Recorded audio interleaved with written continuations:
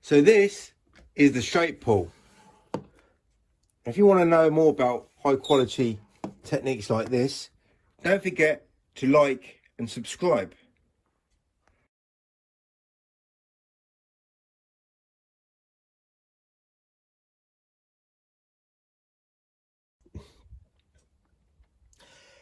Okay, so in today's lesson, we're going to look at the science of squeegeology. Now, several years ago, there was a fellow on YouTube that devoted a lot of his YouTube videos for window cleaning to this squeegee here. And he was an expert at ruining and modifying and making this tool work less than it does as standard. Now, what he should have done, like in my previous video, focus much more on the way he was working rather than trying to change the tool to fit the way he worked. He worked terribly awkward. He had an awful technique, and this awful technique would never change. It was the same technique no matter what type of window he was working on. We could say that this sort of window cleaner was a robotic type window cleaner, and whatever information to pass to him to try to improve the way that it worked, he was just not interested. All he was interested in was making this tool fit the way he worked. And because he was such an awful window cleaner, it never worked. So he made one particular video of, he thought it was going to be a good idea to take these end clips and put them on a different type of channel. Now, it wasn't this channel. This is an estuary channel here. Can you see the logo? It was an SYR brass channel. And his conclusion was, well, this channel is rubbish. I've now put these end clips on a different channel and the tool works fine. But what happened was, when you watch subsequent videos that he put on, he wasn't using those channels anymore. So it was just a case of trying to look plausible, making pointless videos about how bad this tool actually is. Right, so let's go into the science of how a squeegee works. So a squeegee works by having something that a rubber can sit in, and that's called the channel. So we've got a channel here and we've got a channel here.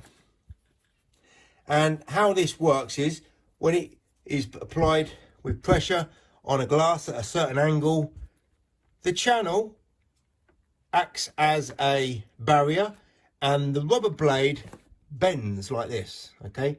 And that's how it gets the contact to the glass. So if you look at your windscreen wipers, it doesn't really have a channel. It does sort of sit in a channel, but it's not a channel like this, because a windscreen wiper is designed to go both ways. So basically what we could say is the windscreen wiper has two sides like this. So there's a lot of flex. Let's flex it. There's a lot of flex because this side, the channel, stops the rubber from flexing.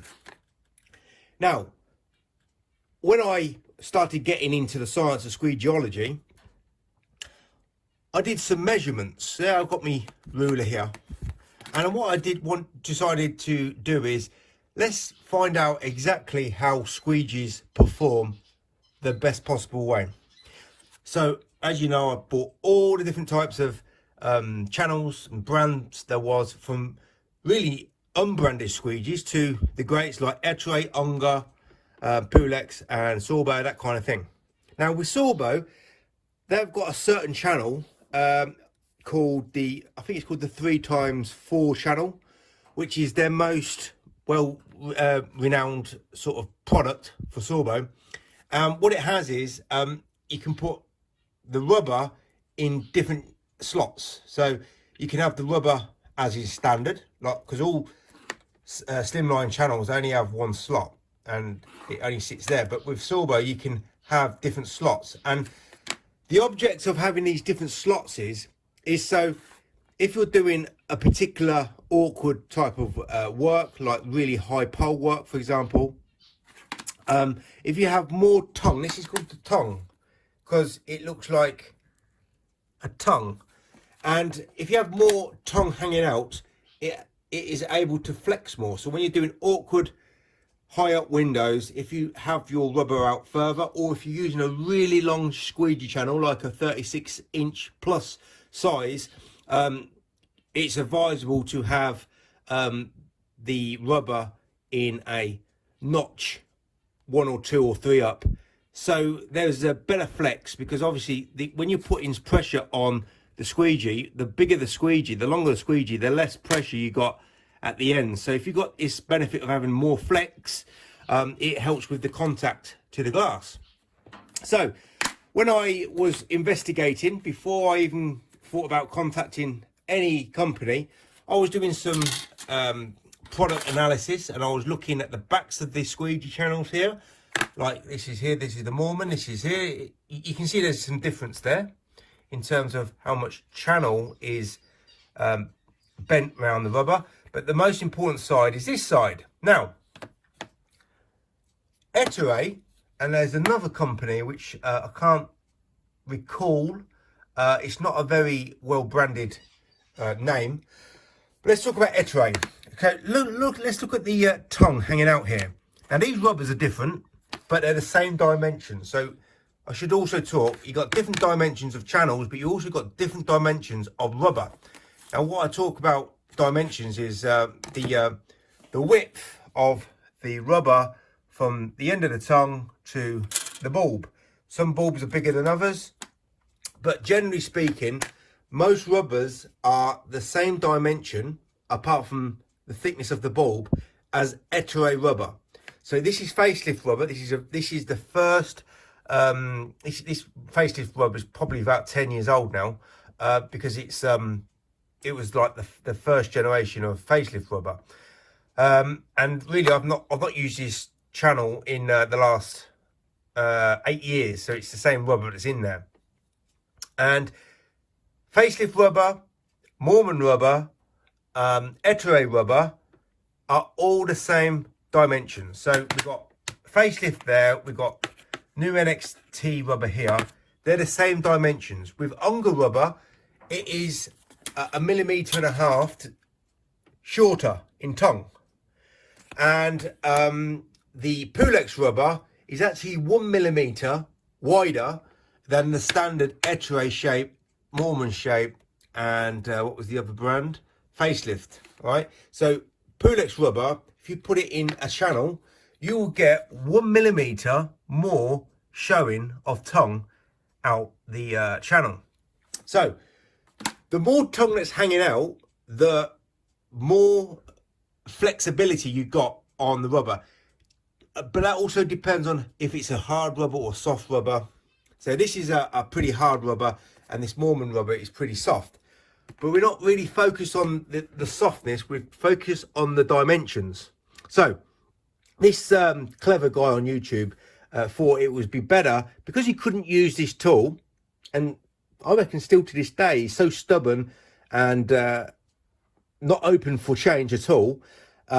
He will still probably be struggling with these tools, although he's really focused more on water-fed pole window cleaning now.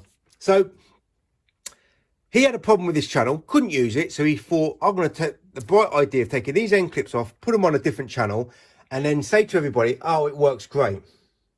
Like, that is like one of the most stupidest, idiotic pieces of information for window cleaners to ever waste their time watching. I mean, this guy was ridiculous. He made a lot of window cleaners on YouTube look very sane. He was that extreme in being idiotic.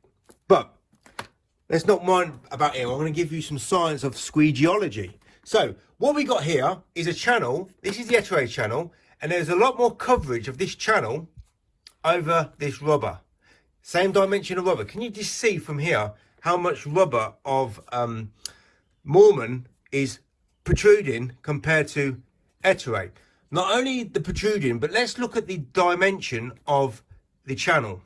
because I looked at all the different channels that were on offer before the liquidator came, and I really liked one component of the Ettore channel, and I really liked one component of the Unger channel.